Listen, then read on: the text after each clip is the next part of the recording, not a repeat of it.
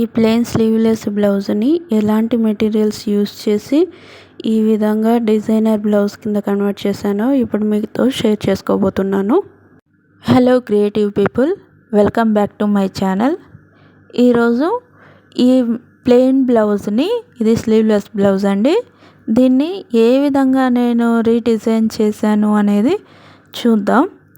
ఇక్కడ ఈ blouse sleeveless కాబట్టి మనం సపరేట్గా స్లీవ్స్ రిమూవ్ చేసుకోవాల్సిన అవసరం లేదు.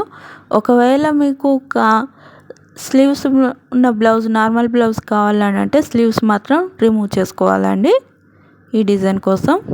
ఇది front and back high neck అండి.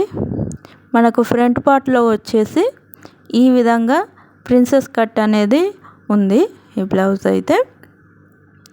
సో దీనికి చాలా సింపుల్ మెటీరియల్స్ యూస్ చేసి ఏ విధంగా నేను రీడిజైన్ చేశాను అనేది ఇప్పుడు మీకు మెటీరియల్స్ చూపిస్తానండి.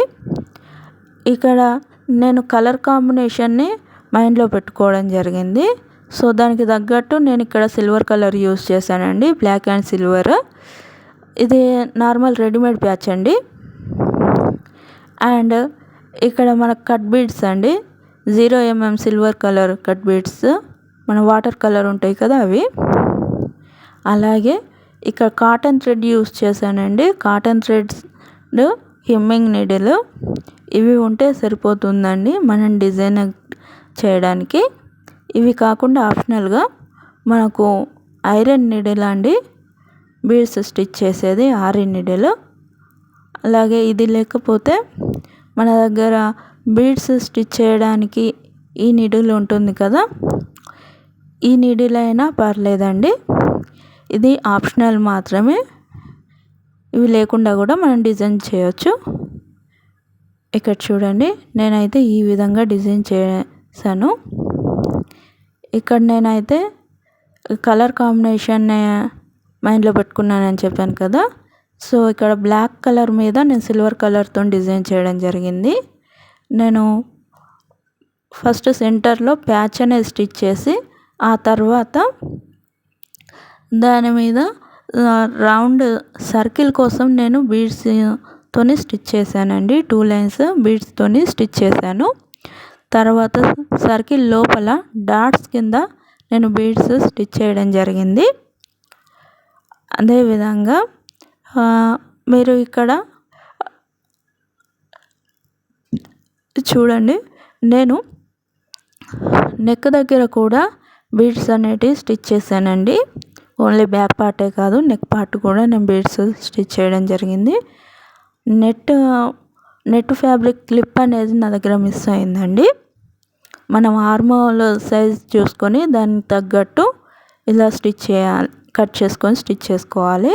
ఈ సెంటర్లో ప్యాచ్ స్టిచ్ చేసి తర్వాత బీడ్స్ డాట్స్ కింద నేను స్టిచ్ చేయడం జరిగింది. ఈ విధంగా అయితే ఇక్కడ నేను ప్లెయిన్ నెట్ యూజ్ చేశానండి.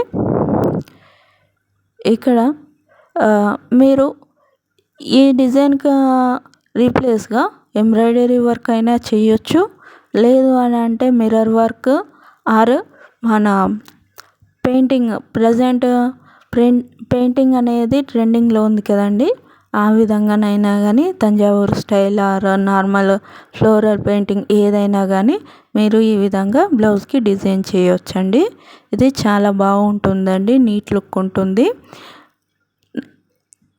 మనం ఇక్కడ గుర్తుపెట్టుకోవాల్సింది ఏంటంటే కలర్ కాంబినేషన్ గుర్తుపెట్టుకోవాలండి. ఇక్కడ మనం కాంట్రాస్ట్ కూడా యూస్ చేయవచ్చు. నేనైతే సిల్వర్ యూస్ చేశాను. నా ఐడియా మీకు నచ్చిందా లేదా అనేది నాకు కామెంట్స్ రూపంలో తెలియజేయండి. అలాగే దీన్ని ఇంకా ఏ విధంగా డిజైన్ చేసుంటే బాగుండేది అనేది కూడా నాతో షేర్ చేసుకోండి.